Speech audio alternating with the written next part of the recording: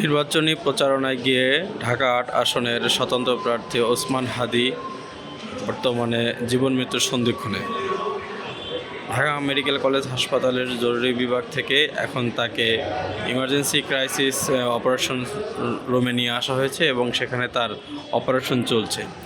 এরই মধ্যে হাসপাতালের পেছনের গেট অর্থাৎ প্রশাসনিক ব্লকের যে গেট, এই গেটে একটি অ্যাম্বুলেন্স, বিশেষ অ্যাম্বুলেন্স, এই অ্যাম্বুলেন্সে করে হাদীকে সেনানিবাসের ঢাকা সিএমএইচে নিয়ে যাওয়ার একটি প্রক্রিয়া চলমান রয়েছে বলে জেনেছি এবং তারই প্রস্তুতি হিসাবে এখানে আপনারা দেখতে পাচ্ছেন যে একটি বেড এবং তার সামনেই স্বাস্থ্য মন্ত্রণালয়ের যে বিশেষ অত্যাধুনিক অ্যাম্বুলেন্সটি প্রস্তুত রয়েছে এবং এখানে হাসপাতালের প্রশাসনিক কর্মকর্তারা সহ শুরু করে চিকিৎসক সহ অন্যান্য কর্মকর্তাদের ব্যস্ততা দেখছে এবং তারা আসলে এখানে প্রস্তুত রয়েছেন। যে কোনো প্রয়োজনেই তারা তাদের সর্বোচ্চটুকু দেওয়ার কথা তারা জানিয়েছেন।